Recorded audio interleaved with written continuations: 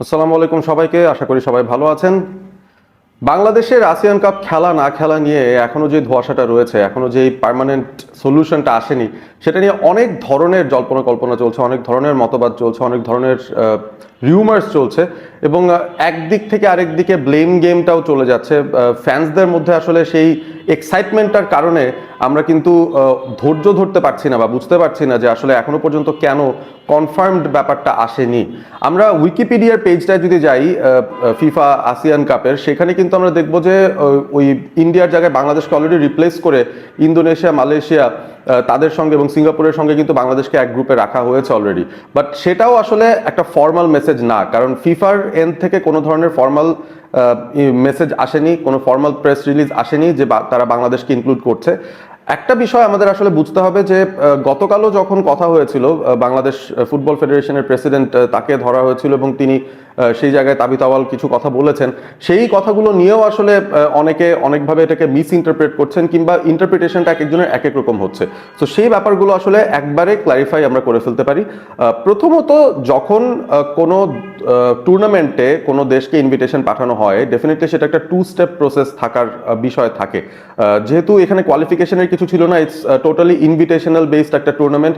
এই আসিয়ান কাপটা কিন্তু প্রথমবারের মতো আয়োজিত হচ্ছে। ফিফা এই ধরনের একটা আয়োজন করছে এশিয়ার দেশগুলোকে একসঙ্গে করে, এবং সেই জায়গাটার মধ্যে আসিয়ান রিজনের মধ্যে যারা আছেন তাদেরকে ইনভাইট করা হয়েছিল, এবং ইনভিটেশনাল বেসিসে ইন্ডিয়া, পাকিস্তান তাদেরকে ইনভাইট করা হয়েছিল। তারা কিন্তু সেই ইনভিটেশনগুলো গ্রহণ করেছিল।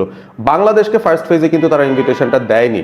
বাট ইন্ডিয়া যখন এই আসিয়ান কাপ থেকে সরে দাঁড়ালো, তারা যখন এই ব্রাজিলের সঙ্গে ম্যাচের সাথে তাদের আসলে ফিক্সচার্স ক্ল্যাশ করে যায়, একই টাইমে আসিয়ান কাপটা চলবে, সো ওই জায়গাটা চিন্তা করে তারা সরে গিয়েছে। সেটা একটা ফর্মাল প্রেস রিলিজের মাধ্যমে ইন্ডিয়ান ফুটবল ফেডারেশন জানিয়ে দিয়েছে যে আমরা এই টুর্নামেন্ট থেকে নিজেদেরকে প্রত্যাহার করছি। সো জায়গা ফাঁকা হয়েছে, স্লট ফাঁকা হয়েছে।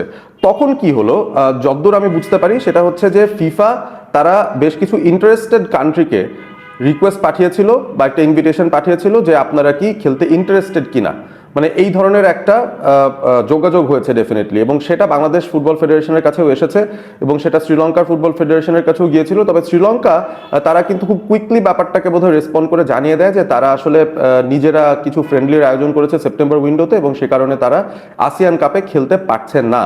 সো বাংলাদেশের এন্ড থেকে যে রেসপন্সটা গিয়েছে, যতদূর আমি বুঝি, সেটা হচ্ছে যে বাফুফে তারা ইন্টারনালি ডিসকাস করেছে, তাদের কমিটির মিটিং হয়েছিল, থমাস ডুলির সঙ্গেও মিটিং হয়েছিল, এবং তারপর তারা ফিফাকে পজিটিভ একটা রেসপন্স পাঠিয়েছে যে হ্যাঁ আমরা খেলতে ইন্টারেস্টেড।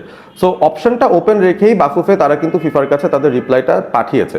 এখন সেকেন্ড যে স্টেপটা, সেটা হচ্ছে ফিফা যেহেতু মাল্টিপল কিছু দেশকে ইনভিটেশন পাঠিয়েছিল, এখন আমরা যতদূর জানি বাংলাদেশ, শ্রীলঙ্কা আছে, আর কোনো দেশকে তারা পাঠিয়েছে কিনা আমি নিশ্চিত না, বাট যদি পাঠিয়ে থাকতো আমরা হয়তো খবর পেয়ে যেতাম ইনফরমালি সামহাও।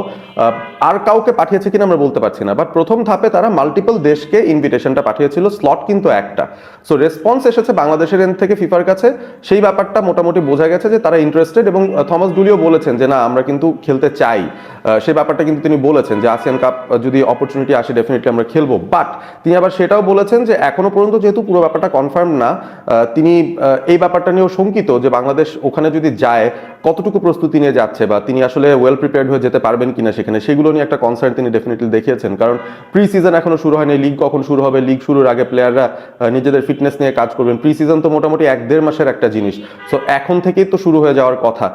ওই জায়গাটার মধ্যে একটা কনসার্ন তিনি ডেফিনেটলি দেখিয়েছেন। সো ওইটা একটা আলাদা বিষয়।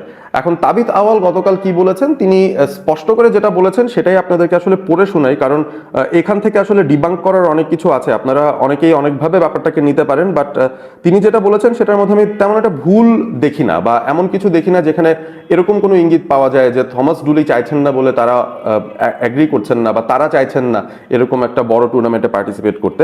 সাংবাদিক জিজ্ঞাসা করেছিলেন তাবিথ আউয়ালকে যে কয়েকদিন আগে আপনার ফিফা থেকে একটা চিঠি পেয়েছেন আসিয়ান কাপ খেলা নিয়ে, এবং আমরা যতটুকু জানি যে ন্যাশনাল টিম কমিটি সর্বসম্মতিক্রমে সেটাকে গৃহীত করেছে, এবং আপনারা কোচের সঙ্গে কথা বলেছেন, সবার সঙ্গে কথা বলেছেন।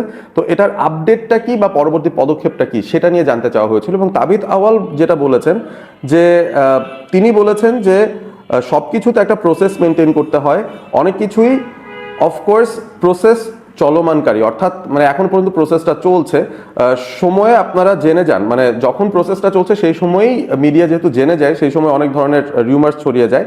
বাট তিনি যেটা বলেছেন যে তার তরফ থেকে তিনি এখনো কমেন্ট করতে পারছেন না। ফিফা যখন অফিসিয়ালি বাংলাদেশকে রেকগনাইজ করবে as a participant in the upcoming ASEAN cup, ঠিক তখনই তাবিথ আওয়াল সেটা নিয়ে বক্তব্য রাখতে পারবেন, সেই বিষয়টাই কিন্তু তিনি বলছেন এবং বলেছেন তার আগ পর্যন্ত তিনি কোনো বক্তব্য রাখতে পারছেন না। তার মানে কিন্তু এই না যে বাফুফে চাইছে না আসিয়ান কাপটা খেলতে, তার মানে এই না যে থমাস ডুলি চাইছেন না আসিয়ান কাপটা খেলতে।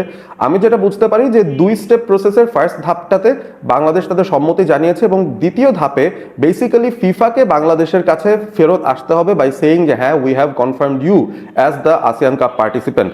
ওই ইমেলটা বা ওই যোগাযোগটাই এখনো ফিফার এন্ড থেকে বাফুফের কাছে আসেনি এবং সে কারণেই আসলে এই ডিলেটা হচ্ছে। ব্যাপারটা আসলে বাফুফে ডিলে করছে এই জায়গায় এরকম কিছু না, তারা বেসিক্যালি অপেক্ষায় আছে ফিফার রেসপন্সটার জন্য। বাট এখানে একটা বিষয় আছে, সাপোজ ফিফা তাদেরকে না করে দিল, ব্যাকআপ প্ল্যানগুলোকে কিন্তু রেডি রাখতে হবে। কিরগিজস্তানের সিরিজটা রেডি রাখতে হবে, কিংবা ঘরের মাটিতে কাদের সঙ্গে বাংলাদেশ খেলতে চায় সেটার জন্য কিন্তু প্ল্যানটা রেডি রাখতে হবে, যেন ইন কেস আসিয়ান কাপটাতে যদি ফিফা বাংলাদেশকে ইনক্লুড না করে, অন্য কাউকে যদি ইনক্লুড করে, সেই ক্ষেত্রে যেন বাংলাদেশ খুব কুইকলি তারা কিন্তু তাদের অন্য ফলব্যাক অপশনগুলোতে চলে যেতে পারে, সেটা একটা বিষয়। এবং সে সাথে আরো একটা বড় বিষয়, সেটা হচ্ছে থমাস ডুলি তিনি যেভাবে আসলে চাইছেন প্রস্তুতি ক্যাম্পটা, সেইটাকে যতটা সফলভাবে আয়োজন করা যায় সেটা নিয়েই বাফুফের আসলে একটা মেইন চিন্তার জায়গা থাকতে হবে। Because in any case Bangladesh তো সেপ্টেম্বর উইন্ডোতে ম্যাচ খেলবেই, সেটা ঘরের মাটিতে হোক, সেটা কিরগিজস্তানে গিয়ে হোক, সেটা আসিয়ান কাপে হোক, এরকম একটা ঘটনা কিন্তু ঘটবেই যে Bangladesh will have multiple international matches এই সেপ্টেম্বর উইন্ডোটাতে। সো এই প্রিপারেশনটা রাখাটা এই মুহূর্তে জরুরি as a backup plan.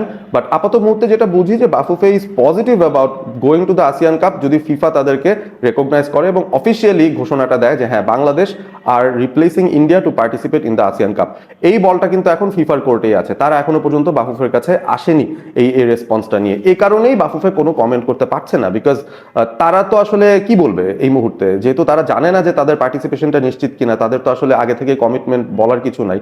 But একটা জিনিস তারা ক্লারিফাই করতে পারতো যে হ্যাঁ আমাদের ওই ফার্স্ট ধাপের কমিউনিকেশনটা হয়েছে, যেটা ফাহাদ করিম বাফুফের ভাইস প্রেসিডেন্ট তিনি কিন্তু কয়েকদিন আগে বলেছিলেন যে হ্যাঁ ফিফার থেকে আমরা একটা প্রপোজাল পেয়েছি এবং আমরা তাদেরকে জানিয়েছি যে হ্যাঁ আমরা খেলতে ইন্টারেস্টেড আছি।